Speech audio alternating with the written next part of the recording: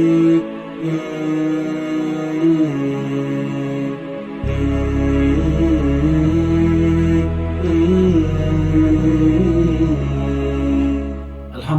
Rabbil Alameen, wassalatu wassalamu ala rasulillahi wa ala ahlihi wa sahbihi wa sallim. Assalamu alaikum wa rahmatullahi wa barakatuh. Wa alaykum assalam wa rahmatullahi wa barakatuh. Donc, nous sommes toujours sur l'émission du djihad. Et sur cette émission, il est question de l'utilisation, le mauvais usage et l'abus du djihad.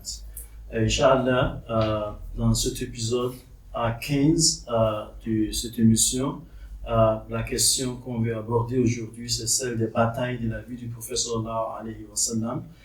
Cet épisode est fait suite à l'épisode dernier, Inch'Allah. On continue toujours là où on s'est arrêté. Moi, c'est Teslim Adeyema. J'ai avec moi des frères ici dans ce studio pour faire la lumière sur ce sujet encore, Inch'Allah. Aujourd'hui, présent ici, c'est Oustaz Mohsin Hamza. Assalamu alaikum wa rahmatullah. Wa alaykum assalam wa rahmatullahi wa barakatuh. Et aussi Oustaz Abrahman Moukaïla. Assalamu alaikum. Wa alaykum assalam wa rahmatullahi. Inch'Allah. Oustaz Mohsin, si je commence avec vous aujourd'hui, nous continuons à examiner les motivations et les justifications des batailles de l'époque du prophète sallallahu alayhi wa sallam. Nous avons regardé la bataille de Badr et de Uhud dans l'épisode dernier, et la suivante est la bataille de Khandak, la bataille de tranchées, qui est aussi appelée la bataille d'Ahzab, les confédérés. Cette bataille a eu lieu à Médine. Quelle était la raison pour laquelle le prophète sallallahu alayhi wa sallam et ses compagnons se sont engagés dans cette bataille? Alhamdulillahi Rabbil Alameen, wa salatu wa salam ala Rasulillah, amma ba'd. La question est de connaître les raisons pour lesquelles le prophète Muhammad sallallahu alayhi wa sallam et ses compagnons se sont engagés pour la bataille de Khandak, communément appelée la bataille des tranchées. Aussi, cette bataille est appelée bataille al-Ahzab, qui veut dire les confédérés. C'est pour dire quoi? Cette bataille porte deux noms. Le premier nom a trait avec le système par lequel le prophète Mohammed et ses compagnons ils ont lutté contre leurs ennemis, et également le second nom, ça prend en compte la manière dont ces ennemis se sont confédérés pour lutter contre la communauté musulmane. Même, les ennemis, ils avaient vanté très fort et très haut d'exterminer la communauté musulmane, de tuer le prophète Mohammed lors de la bataille de Uhud, ce qui n'a pas été le cas. Bien vrai que la communauté musulmane a connu un échec très signifiant, mais les résultats n'étaient pas satisfaits de la part des ennemis. Et cette fois-ci, ils ont décidé, ils ont pris du temps à se préparer pour venir lutter contre le prophète Mohammed. Et comme l'objectif était le même avec les Banu Nadir qui ont été expulsés de Médine, eux-mêmes, ils ont su que les polythéistes de la Mecque, les Qurayshites, ils engagèrent, ils avaient ce plan de lutter contre le prophète Mohammed, toujours de se venger, de finir une fois de moi avec la communauté de Mohammed. Donc, Banu Nadir a tendu la main à Quraysh. Ce n'est pas fini, nous avons aussi encore d'autres tribus, comme tribu de Sulaym, les tribus de Ashja, Mourad, Aswan, San et Fazara. Toutes ces tribus aussi, ils étaient aussi dans la même optique pour dire il est temps de finir avec les musulmans, de tuer le prophète Mohammed sallallahu alayhi wa sallam. C'est ainsi qu'ils se sont confédérés et ils ont véritablement travaillé ensemble avec un effectif très important. Très important, jusqu'au point où l'oncle du prophète Mohammed sallallahu alayhi wa sallam, l'Abbas, il avait peur pour son neveu Mohammed sallallahu alayhi wa sallam, parce qu'il a vu de partout tout le monde entendait par-ci, par-là, qu'on veut tuer Mohammed sallallahu alayhi wa sallam. Et de chaque jour, les tribus des Juifs et autres, ils s'ajoutaient pour pouvoir tuer le prophète Mohammed sallallahu alayhi wa sallam. Et le prophète a eu vent de tous ces compromis. Et qu'est-ce qu'il a fait? Il a appelé aussi les siens pour dire qu'il est temps de se préparer pour lutter contre ces gens-là. Et ils ont fait ce qu'on appelle le shura, la concertation entre eux. Allah dit, Allah subhanahu wa ta'ala dit dans le Coran, c'est-à-dire qu'il faut toujours avoir des concertations avec un compagnon. Inch'Allah, c'est encore un verset pour montrer. Et c'est ça, ça fait partie des valeurs de l'islam. Lorsqu'on est chef, il faut toujours avoir des concertations avec les subalternes pour pouvoir prendre des bonnes décisions. Et le prophète Mohammed sallallahu a appelé les compagnons. Il a un compagnon qui s'appelle Salman al-Farsi, c'est un personne qui a embrassé l'islam. C'était un compagnon qui a cherché la vérité avant d'embrasser l'islam. Et il a trouvé l'islam véritablement. Lui, il a donné une des techniques des Perses qui constitue à creuser autour qu'on appelle le lieu de bataille, afin d'empêcher l'ennemi de venir directement s'attaquer et qu'on appelle au camp, à leur camp. Donc le prophète Mohammed sallallahu alayhi wa sallam, il a véritablement aimé cette pensée et ils ont creusé, ils ont pris du temps à creuser. Au fur et à mesure ils entendaient, ils ont pris le prophète Mohammed sallallahu alayhi wa sallam, il a creusé. Il a motivé les compagnons à creuser autour de Médine. Et c'est cette technique-là qui a donné le nom et qu'on appelle l'expédition de Khandak. Et ils sont venus véritablement, et finalement ils n'ont pas pu, comment dit-on, tenir la guerre avec le gouvernement. Qu'est-ce qu'ils ont fait? Ils sont partis se siéger quelque part. En attendant de venir attaquer le peuple. Parce que le tour là les a empêchés d'aller directement à Médine. Maintenant, le prophète Mohammed sallallahu alayhi wa sallam, il aime pour Allah, la nuit là, il aime pour Allah, de sorte qu'il a eu une forte pluie. Et aussi le vent était violent, qui a déraciné les temples et autres de ses ennemis, ce qui les a amenés à retourner chez eux. C'est-à-dire qu'ils étaient déconcentrés, ils avaient perdu tout ce qu'ils avaient comme stratégie, parce que la nature était différente à eux. Et ils se sont retournés. C'était la victoire du prophète Mohammed sallallahu alayhi wa sallam. Et Inch'Allah, on verra aussi par la suite, il y avait aussi d'autres tribus qui étaient à Médine qui avaient des complots pour pouvoir faciliter l'entrée de ces ennemis à Médine, et ce qui donne la guerre contre les Banu Qurayza. Merci beaucoup pour cet aperçu.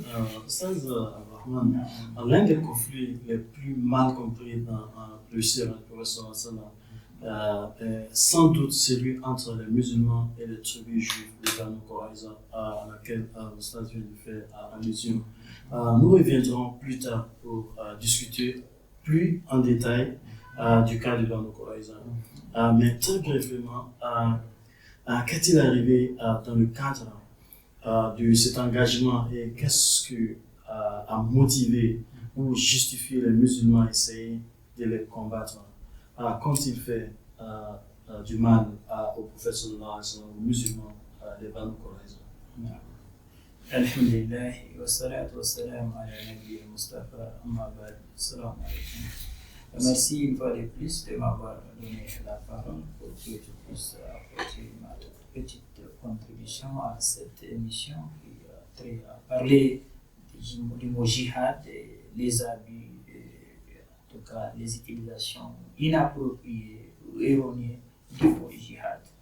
Maintenant, pour revenir à votre question, je pourrais essayer de continuer dans le même sens que mon frère Mohsin vient de le dire, que la bataille de l'Ahzab, qu'on appelle la bataille de Khandak, a été beaucoup plus éprouvante pour la communauté musulmane, et du moment où les ennemis étaient en serment, ils étaient aussi armés jusqu'aux dents.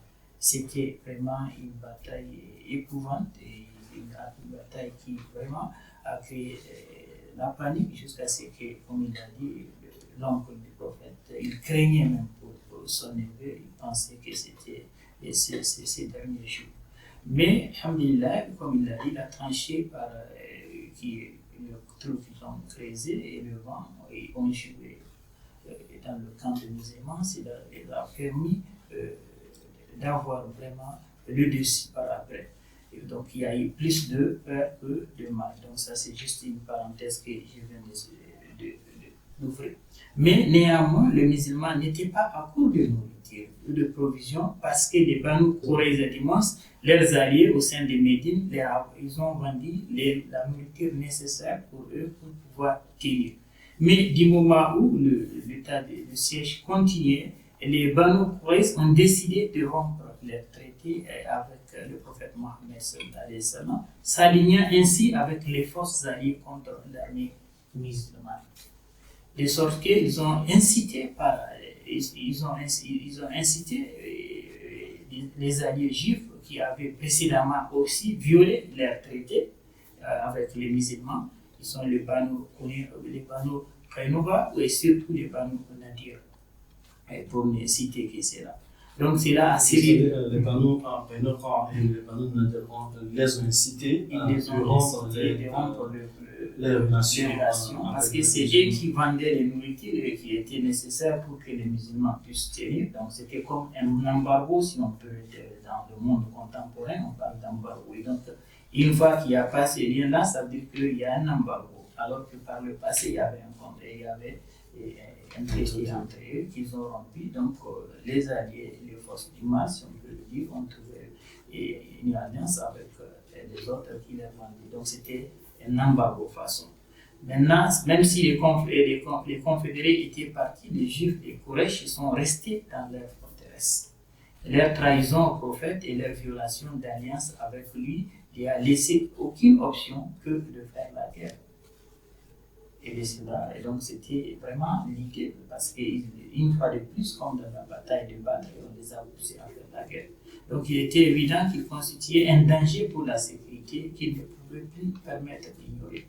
Les prophètes savaient qu'il y a une menace qui est là parce que l'islam est persécuté de tous les côtés.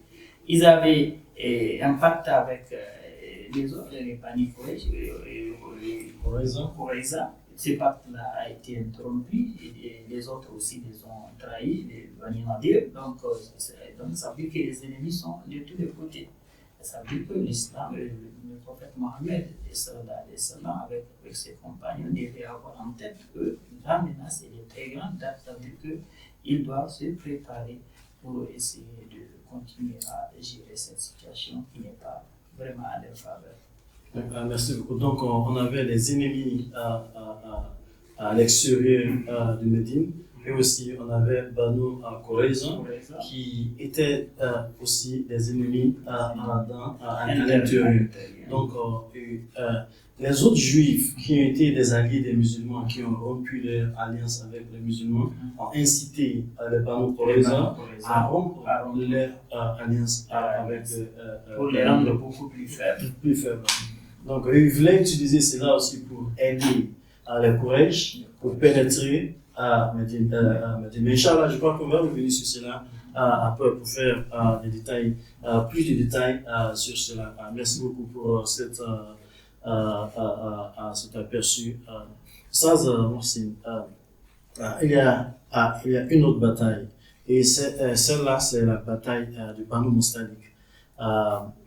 Cette bataille est une autre bataille mal comprise dans le Sira du prophète sallallahu alayhi wa sallam, surtout quand certains ont simplement lu qu'il y avait une attaque surprise sur la communauté des Banu Mustalik, sans plus d'informations sur les justifications et ce qui a conduit à l'attaque surprise sur eux. Pourriez-vous nous fournir les faits historiques et les raisons de l'attaque contre Banu Mustalik? Bismillah, alhamdulillah. Parlons de Banu Mustalik. Ce qu'il faut retenir tout d'abord, c'est que on avait cité ici pour dire les raisons pour lesquelles le prophète Mohammed sallallahu alayhi wa sallam menait des batailles défensives. Nous avons parmi lesquelles nous avons lorsque le prophète il sent qu'il a une menace et appelle les vérifications. Je ne sais pas une menace comme des soupçons, mais une menace véritablement vérifiée, confirmée, pour éviter les dégâts énormes. Le prophète Mohammed sallallahu alayhi wa sallam, il prend l'engagement d'aller maîtriser la situation. Donc pour dire attaquer par surprise, c'est juste le jeu de mots pour montrer toujours dans l'optique pour détruire l'islam. Selon eux, ils veulent bien éteindre la lumière d'Allah, mais ils ne le feront pas. Ça ira très loin. la religion islam, je n'appelle pas la religion de Mohammed, mais c'est plutôt la religion d'Allah subhanahu wa ta'ala. Donc le prophète Mohammed sallallahu alayhi wa sallam, ça fait partie de ses habitudes. Donc c'est pas seulement pour Banu Mustalik, on va voir aussi d'autres Banu aussi qui ont fait cela. Maintenant, qu'est-ce qui s'est passé? Nous les musulmans, on doit retenir ceci. Allah subhanahu wa ta'ala nous dit ceci, il a dit وَلَنْ تَرْضَى عَنْكَ الْيَهُودُ وَلَا النَّصَارَى حَتَّى تَتَّبِعَ مِلَّتَهُمْ. Ni les juifs, ni les chrétiens ne seront jamais satisfaits de toi. Autrement dit, de nous les musulmans, jusqu'à ce que tu suives leur religion. Autrement dit, jusqu'à ce que nous allons suivre leur religion. C'est pour dire de ne pas oublier la nature des juifs. Maintenant, qu'est-ce qui s'est passé véritablement avec Banu Mustalik? Quand il a eu la bataille qu'on appelle de Khandaq, qui n'a pas eu lieu de façon pratique, et véritablement, le message a passé, et ça fait peur. Vous voyez, jusqu'au point où l'ordre du prophète qui est Hamza a eu peur de son neveu qui dit cette fois-ci, il faut les exterminer. Abbas plutôt. Il a eu peur qu'il se reste terminé avec sa communauté. Maintenant, lorsqu'ils ont vu ça, et aussi également ce que Banu Qurayza a fait, et ça montre qu'il a finalement de bataille de l'intérieur et de l'extérieur. Parce que Banu Qurayza voulait faire passer, comment dit-on, ils étaient dans le nord de Médine, et les autres étaient du sud ici. Comment dit-on, les politiciens étaient du sud ici avec d'autres Banu Nadir, Banu Qurayza. Maintenant, ils voulaient les faire passer par le nord pour attaquer Médine. Alors que dans le Tchad, sur le de Madina, c'est pour sécuriser Médine. Les gens ont continué le chemin. Maintenant, ceci a donné la force à d'autres Banu, à d'autres tribus qui étaient de part et d'autre de Médine. Il y a aussi des tribus de Médine, d'autres tribus de Médine, eux-mêmes ont commencé par menacer le prophète Mohammed sallallahu alayhi wa sallam. Et nous avons aussi, par exemple, le Banu Houdé, eux-mêmes ont tenté d'attaquer Médine en même temps. Ils ont vu que tout le monde veut attaquer Médine. Donc, même ils ont tenté d'attaquer Médine, ceux qui n'ont pas réussi. Nous avons Banu Al-Qaran, eux-mêmes ils ont trompé le prophète Mohammed sallallahu alayhi wa sallam parce qu'ils avaient aussi de traiter avec le prophète Mohammed sallallahu alayhi wa sallam. Ils ont trompé le prophète Mohammed sallallahu alayhi wa sallam. Jusqu'au point où eux, ils avaient même fait semblant d'embrasser l'islam. Le prophète les a envoyés même des musulmans pour les enseigner la religion. Ils les ont tous tués. À sang-froid. Vous voyez, c'est là, ils ont trompé le prophète Mohammed sallallahu alayhi wa sallam. Ce n'est pas fini aussi également. Nous avons aussi d'autres tribus comme les Banu Marouna. Eux-mêmes ont tué les musulmans, ont tué une quarantaine de musulmans seulement. Une seule personne a pu s'enfuir de ces gens-là. Tout ceci-là, ils ont commencé par attaquer. C'est tout comme la communauté musulmane est devenue faible. De part et d'autre sont attaqués. De l'intérieur sont attaqués. Ceux qui sont à la périphérie, on les attaque. Ceux qui sont venus de loin, ils sont attaqués. Donc c'est devenu une faiblesse. Maintenant, Banu Mustalik, comme ils ont vu que tout le monde les attaque, tentons notre chance. Donc eux-mêmes ont commencé par se préparer pour attaquer le prophète Mohammed sallallahu alayhi wa sallam. Parce qu'on a commencé bien par Banu Mustalik. Je voulais qu'on appelle expliquer un peu et comment était la situation et qu'est-ce qui a amené les Banu Mustalik. Donc les Banu Mustalik, eux-mêmes ont dit, c'est le moment, il faut profiter pour attaquer le prophète Mohammed sallallahu alayhi wa sallam. Le prophète a eu vent de ça. Qu'est-ce qu'il a fait? Le prophète a envoyé une lettre. Il a cherché, comme de son habitude, c'est pas fait couler le sang. Eux, ils ont su, selon eux, c'est tout comme on doit le tuer. Et ils ne voient même pas pourquoi il est venu, pour quelle raison. Mais qu'est-ce qu'il cherche? Et tout ce qu'il veut, c'est de tuer. Et donc, un peu encore, qu'on appelle l'obscurité dans laquelle ils étaient. Parce qu'ils étaient véritablement dans l'obscurité. Ils étaient toujours dans les guerres. Toujours sur la loi du plus fort. Vous voyez? Maintenant. Et qu'est-ce qui s'est passé maintenant? Le prophète a envoyé, il a tenté à plusieurs reprises de chercher un terrain d'entente pour voir comment ils vont se comprendre et pour gérer la situation. Mais finalement, ils n'ont pas répondu à la lettre. Et ils n'ont pas essayé, ils ne veulent pas du tout essayer également échanger avec le prophète Mohammed sallallahu alayhi wa sallam. Donc le prophète a su qu'ils sont déjà prêts. Cette fois-ci, ils sont prêts. Maintenant, eux, ils venaient de chez eux, maintenant pour venir attaquer le prophète Mohammed sallallahu alayhi wa sallam. Mais sur la voie, ils étaient surpris par la nuit, et ils ont passé la nuit quelque part. Donc, le prophète a cherché quelques-uns de ces hommes. Et regardez bien, quelques-uns de ces hommes qui sont des gens stratégiques pour aller les attaquer, pour leur maîtriser la situation. Si véritablement ce que vous avez dit, que les gens disent qu'on les a attaqués par surprise, on allait dire que le prophète, il a fait son dégât. En ce moment-là, il n'avait même pas des munitions, des bombes, il faut des flèches, il faut des sabres, il faut des techniques. Et il a choisi quelques hommes, ils sont partis là-bas, ils ont fait quelques échanges de flèches entre eux. Vous voyez, et finalement, le prophète a maîtrisé la situation. Ils ont fait quoi? Il a maîtrisé la situation avec Banu Mustaliq. Pour le prophète Mohammed sallallahu alayhi wa sallam, c'est parce qu'il a su qu'il a une menace qui vient de loin et il a tenté de maîtriser la situation, mais ils n'ont pas voulu répondre à sa lettre et ils sont encore sur la voie de venir. Disons qu'ils n'ont pas répondu, ils étaient chez eux. On peut dire, bon, toutefois, la menace n'est pas encore si grande, mais ils ont tenté de venir encore. Ils étaient sur le chemin, ils venaient d'être partis pour les maîtriser afin d'éviter les grands dégâts. Et c'était ça même la situation. Le prophète n'a rien fait de mal. On peut demander à ces gens-là qui sont étonnés d'aller chercher le livre de Sirah, comme le livre d'Ibn Hisham, le livre qu'on appelle le livre d'Ibn Kathir, Bida wa Nihaya. Ces histoires sont dedans. Et ce sont des gens qui ont vécu à des périmètres différents. Ils verront que le prophète Mohammed n'a attaqué personne de façon, comment dit-on, frauduleuse. Il les a attaqués pour maîtriser la menace. Masha'Allah, merci beaucoup pour cet aperçu profond, Inch'Allah. Donc, une autre bataille, c'est la bataille de Khaybar. Ustaz, un petit aperçu sur cette bataille aussi. Khaybar était une communauté à prédominance juive que le prophète sallallahu alayhi wa sallam a conduit une armée à attaquer. Quelles étaient les raisons de l'attaque contre cette communauté juive?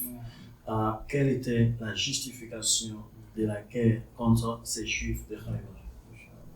Merci une fois de plus. Donc, je voudrais tenter d'avoir des éléments de réponse à votre question. Donc, pour aller dans le même sens que mon frère, j'allais dire que bien que les tribus juives de Médine étaient initialement entrées en alliance avec le prophète sallallahu alayhi wa sallam, au fil du temps, certains d'entre eux ont commencé les uns après les autres à rompre les termes des traités les uns après les autres.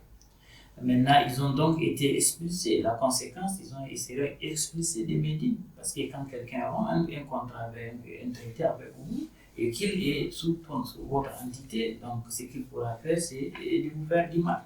Donc, ce que le prophète a trouvé à faire, c'est de les expulser de la main de Médine parce qu'ils ne sont pas des gens de confiance. Ils ont trahi la confiance du prophète sallallahu alayhi wa sallam.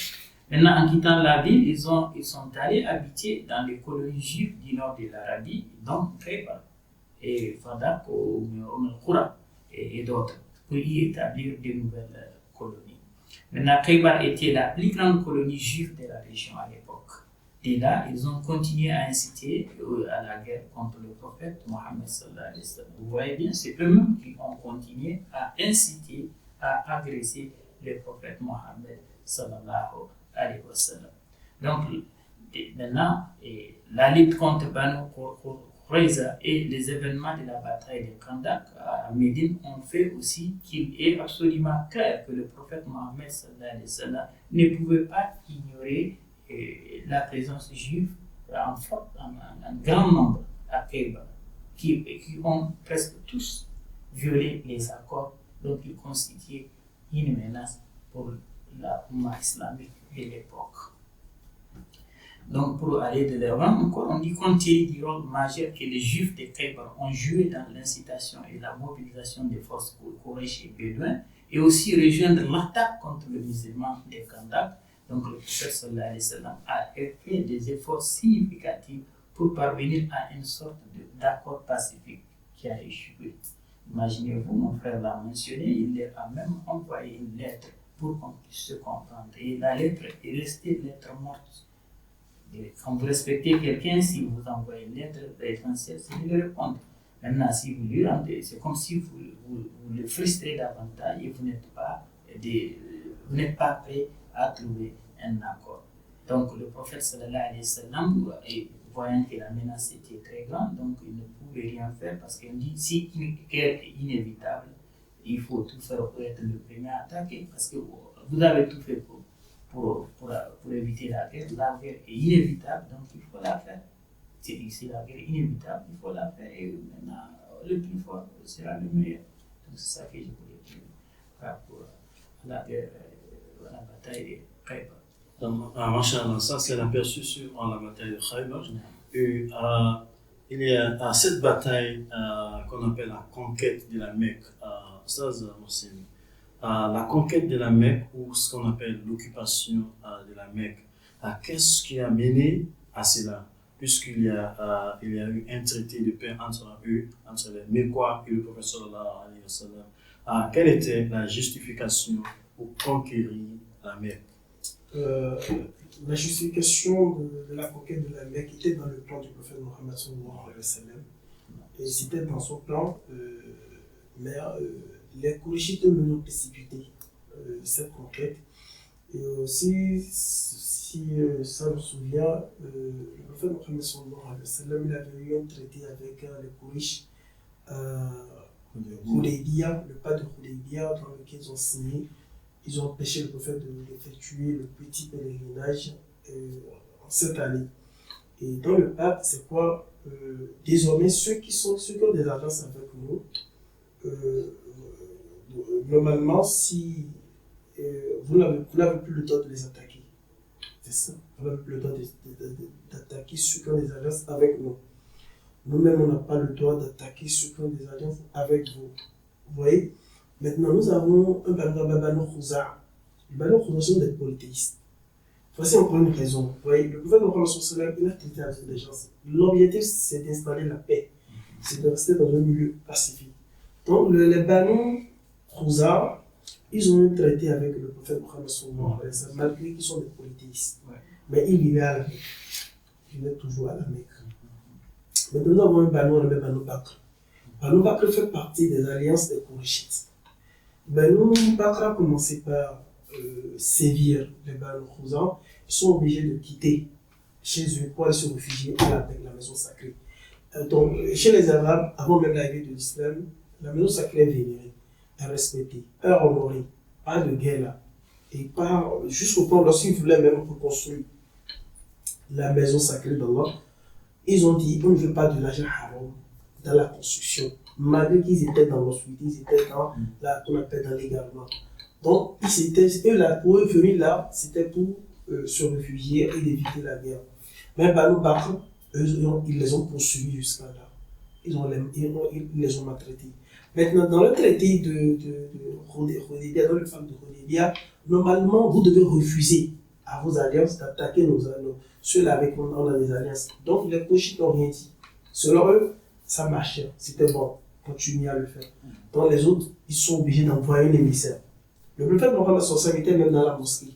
L'émissaire est venu, il a commencé par raconter.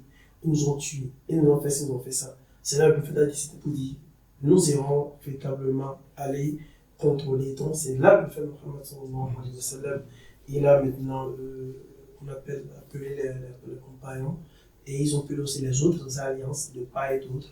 Ils étaient un effectif très important. Mais cette fois-ci, ils n'ont pas dit leur destination. Parce que déjà, dans l'environnement, tout le monde a peur d'eux.